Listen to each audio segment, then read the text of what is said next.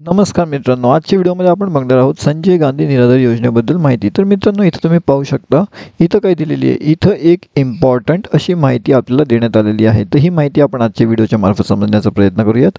मित्रांनो, इथं काय लिहिलेलं आहे की सामाजिक न्याय आणि विशेष सहाय्यक विभागाअंतर्गत राज्य प्रस्तुत संजय गांधी निराधार योजना, ठीक आहे, संजय गांधी निराधार अनुदान योजना व श्रावणबाळ सेवा राज्य निवृत्ती वेतन योजना या योजना आणि केंद्र प्रस्तुत इंदिरा गांधी राष्ट्रीय दिव्यांग निवृत्ती वेतन योजना, इंदिरा गांधी राष्ट्रीय विधवा निवृत्ती वेतन योजना व इंदिरा गांधी वृद्धापकाळ निवृत्ती वेतन योजना या योजनेतून राबविण्यात येत आहेत।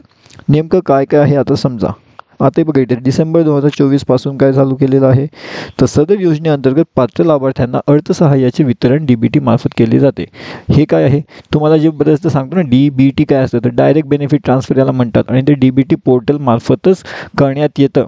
इथं सरळ सरळ त्यांनी म्हटलेले आहे मित्रांनो, की जर तुमच्याकडे डीबीटी नसेल, जर तुमचं डीबीटी इथं चालू नसेल तर कदाचित हे तुम्हाला नाही मिळणार। इथं त्यांनी लिहिलेलं आहे बघा, डायरेक्ट बेनिफिट ट्रान्सफर, हे वाक्य बघा, डायरेक्ट बेनिफिट ट्रान्सफर पोर्टल, हे जे पोर्टल आहे मित्रांनो, जर इथं तुमची नोंदणी नसेल तर ते नाही होणार। हे बघा, डायरेक्ट बेनिफिट ट्रान्सफर करण्यात येत आहेत, ठीक आहे। आता पुढे वाचूया आपण, पुढे यांनी नेमकं काय म्हटलेलं आहे, तर जानेवारी व फेब्रुवारी 2025 या 2 महिन्यांचे अर्थसहाय्य वितरण DBT direct benefit transfer portal मार्फत थेट लाभार्थ्यांच्या बँक खात्यात जमा करण्याची बाब शासनाने विचाराधीन होती। काय आहे, तर यांनी इथं सांगितलं आहे की डायरेक्ट बेनिफिट ट्रान्सफर हे एक महत्त्वाचं वाक्य आहे मित्रांनो, ह्याच्यावर तुम्ही जास्त करून लक्ष द्या, कारण की ह्याच मार्फत आपल्याला जे आहे ते बँकेत पैसे जमा होणार आहेत।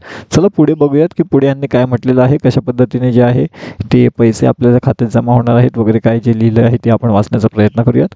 इथं त्यांनी लिहिलं आहे, हा एक शासन निर्णय आहे। काय आहे हा शासन निर्णय, संजय गांधी निराधार अनुदान योजना व श्रावणबाळ सेवा राज्य निवृत्ती वेतन योजना, दोन योजना आहेत बरोबर। योजनेतील लाभार्थ्यांना डिसेंबर 2024 पासून अर्थसहाय्य वितरण डीबीटी पोर्टलद्वारे करण्यात येत आहे बरोबर। हे 2024 पासून आपल्याला डीबीटी मार्फतच करण्यात येत आहे, याच्यात कोणताही बदल सध्या तरी झालेला नाही आहे। व हे का केलं जातं असे डीबीटी मार्फतच, तर याच्यामध्ये एक दुसरं पॉईंट त्यांनी दिलेलं आहे की क्षेत्रीय स्तरावरून दिनांक, ही दिनांक तुम्ही बघून घ्या।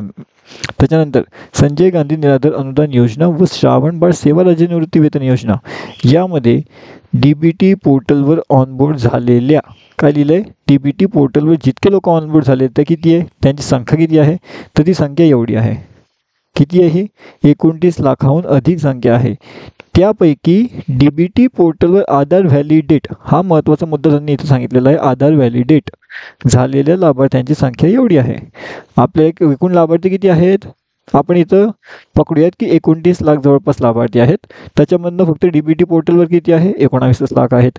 आता जे खाली कमेंट करून सांगतात की जर आम्हाला पैसे मिळाले नाही, तर तुम्ही हा जो गॅप आहे, म्हणजे 29 आणि 19 आणि 29 याच्यामधलं गॅप किती होतं, जवळपास 10 लाख। तर 10 लाख लोक अशी आहेत की ज्यांनी ह्या डीबीटी पोर्टलवर आपलं आधार व्हॅलिडेट केलेलं नाही आहे। तर मग तुम्हाला पैसे कसे मिळणार बरोबर।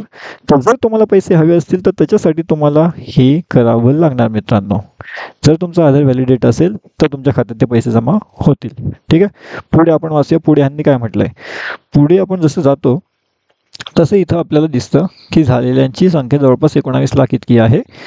जानेवारी व फेब्रुवारी 2025 या 2 महिन्यांचे अर्थसहाय्य डीबीटी पोर्टलवर, केवळ डीबीटी पोर्टलवर आधार व्हॅलिडेट, हे बघा, डीबीटी पोर्टलवर आधार व्हॅलिडेट झालेल्या लाभार्थ्यांनाच करण्यात शासन निर्णय घेतलेला आहे। तर आता इथं जितक्या लोकांना पैसे किंवा जी रक्कम आहे ती जमा झाली नाही त्यांच्यासाठी हे महत्त्वाचे वाक्य इथं दिलेले आहेत। हे वाक्य खूप महत्त्वाचं आहे, डीबीटी पोर्टलवर आधार व्हॅलिडेट। आता तुम्ही म्हणता की तुमचं डीबीटी झाले म्हणजे काय झालं, तुम्ही आधार व्हॅलिडेट केलं आहे का, तुमचं आधार प्रॉपरली लिंक झालेलं आहे का, हे झालं असेल तरच। आता जर शासन निर्णय म्हणतो की 19 लाखाहून अधिक लोक आहेत, त्यांच्यातनं फक्त 19 लाख लोकांनी केलेलं आहे, तर मग ह्या लोकांना पैसे मिळणार कसे, तर हे जे 10 लाख आहे, हे ज्यांचं काही झालेलंच नाही आहे, तर ह्या 10 लाखांमध्ये तर तुमचा नंबर नाही लागला, ज्याच्यामुळे तुमचं आधार व्हॅलिडेटच नाही झालेलं आहे. जर आधार व्हॅलिडेट झालेलंच नाही तर मग हे मिळण्यास थोडीशी शंका व्यक्त होते, बरोबर. आता दिनांक बघा, दिनांकपर्यंत DBT पोर्टलवर आधार व्हॅलिडेट झालेल्या संजय गांधी निराधार अनुदान योजनेतील लाभार्थ्यांची संख्या किती आहे? 9 लाखहून अधिक आहे. तर श्रावणबाळ सेवा राज्य निवृत्ती वेतन योजनेतील लाभार्थ्यांची संख्या 10 लाख इतकी आहे. तर इतकी असून आधार व्हॅलिडेट झालेल्यांची एकूण संख्या किती? 19 लाख, बरोबर. जी आपण आता थोड्या वेळापूर्वी पाहिली की हे दोघी मिळून जवळपास 19 लाख लाभार्थ्यांची संख्या आहे.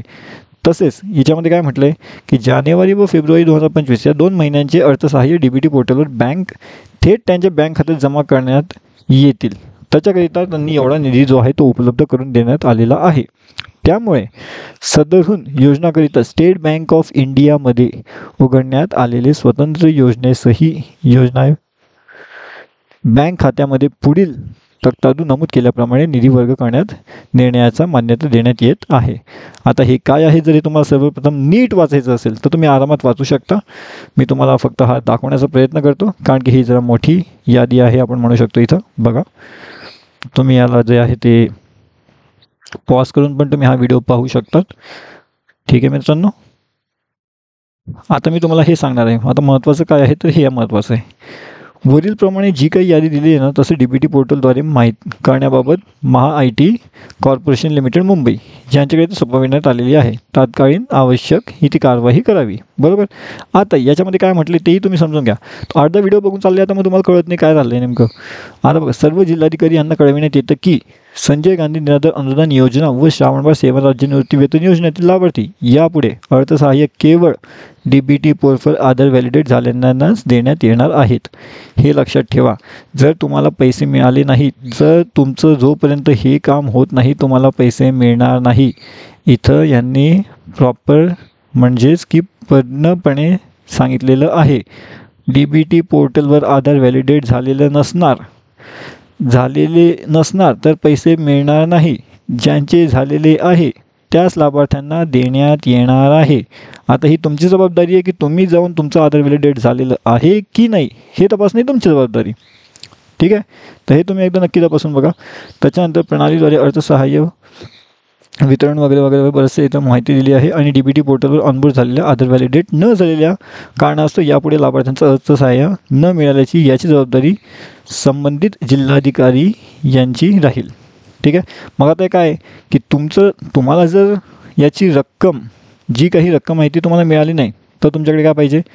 DBT आणि आधार व्हॅलिडेट झालेलं पाहिजे. जर तुमच्याकडे एवढं असेल तर तुम्हाला हे पैसे नक्की मिळतील.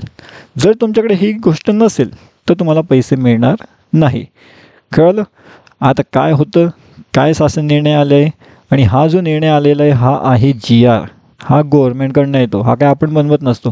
हा गव्हर्नमेंटचा निर्णय, गव्हर्नमेंटने स्वतः सांगितलेलं आहे की तुम्ही DBT पोर्टलवर ऑनबोर्ड व्हा, त्याच्यानंतर आधार कार्ड व्हॅलिडेट करा. या 2 गोष्टी केल्या तर पैसे थेट तुमच्या बँक खात्यात पोहोचवून देतील असं त्यांचं म्हणणं आहे. ठीक आहे, जर तुम्ही हे केलं नसेल तर करून घ्या, कारण की 10 लाख लोक अजून असे आहेत की त्यांनी केलेलं नाही आहे. तुमचं जर झालं असेल तर छानच गोष्ट आहे, मग तुम्हाला पैसे नक्की मिळू शकतात. जर तुम्हाला व्हिडिओ आवडला तर नक्की व्हिडिओला लाईक करा. अशाच नवीन नवीन माहितीसाठी तुम्ही आमचं चॅनल इंडिया न्यूज अपडेटला सबस्क्राईब करून ठेवा मित्रांनो, जेणेकरून तुम्हाला अशीच माहिती सर्वप्रथम आमच्या चॅनलवर मिळत राहील.